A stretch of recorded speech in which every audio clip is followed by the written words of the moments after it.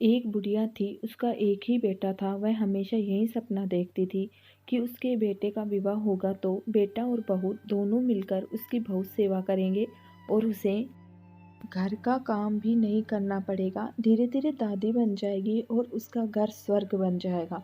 आखिर वह दिन भी आ गया जब बुढ़िया के बेटे का विवाह बड़ी धूमधाम से हुआ। वह दादी भी बन गई, लेकिन संयोग से उसका कोई भी सपना पूरा नहीं हुआ। बुढ़िया का बेटा तो सुबह काम पर चला जाता और पोता स्कूल चला जाता। तब बहू उसके साथ बहुत बुरा व्यवहार करती। बहू बुढ़िया से घर में झाड़ू लगवाती, बहू जूठे बर्तन साफ करवाती और टूटे फूटे बर्तनों में उसे खाना देती। शुरू में तो बहू अपने बेटे और पति के पीछे से ही बुढ़िया से झगड़ती थी, लेकिन धीरे धीरे वह अपने पति के सामने भी बुढ़िया का अपमान करने लगी। एक दिन बुढ़िया को टूटे बर्तनों में भोजन करता देखकर उसके बेटे को बहुत दुख हुआ।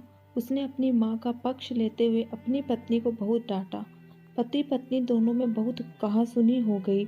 अब धीरे धीरे बुढ़िया के बेटे ने भी पत्नी का विरोध करना छोड़ दिया। अब धीरे धीरे पोता बड़ा होने लगा तो वह अपनी माँ का विरोध करने लगा। वह अपनी दादी से बहुत प्यार करता था। अपनी दादी पर माँ द्वारा किए गए अत्याचारों को देखकर उसको बड़ा दुख होता था। उसे अपनी दादी से प्यार और सहानुभूति थी, लेकिन अपनी माँ के डर से वह दादी की कुछ भी मदद नहीं कर पाता था। धीरे धीरे पोता बड़ा हो गया और उसका विवाह भी हो गया। पोते की नई नवेली बहू छिप छिप कर अपनी दादी सास पर होते अत्याचार चुपचाप देखती रहती थी। लेकिन पतहू को अपनी दादी सास का इस उम्र में काम करना बिल्कुल पसंद नहीं था। जब कभी पतहू बुढ़िया की काम करवाने में मदद करती तो उसकी सास उसे खूब डांटती है। पतहू जब कभी दादी सास को रोता देखती तो उसे बहुत दुख होता था। अब बुढ़िया दुखी होकर बीमार पड़ गई और परलोक सिधार गई। अब बुढ़िया की बहू पतहू से ही सारा काम करवाती है और उसके साथ अभद्र व्यवहार करती है। जब बहू ने देखा कि उसकी सास दादी सास की तरह ही उस पर भी अत्याचार कर रही है तो उसने बदला लेने की ठान ली। अब वह भी अपनी सास से वैसा व्यवहार करने लगी जैसा व्यवहार उसकी सास अपनी सास से करती थी।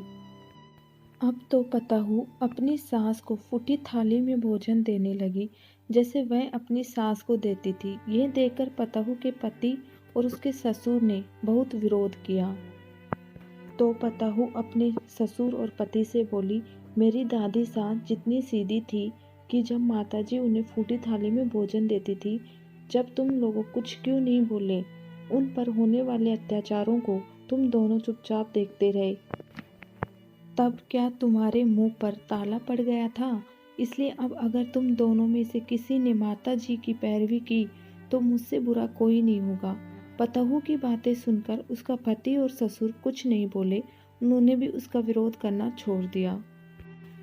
लेकिन ससुर को अपनी पत्नी के साथ अभद्र व्यवहार देखकर बहुत गुस्सा आता था।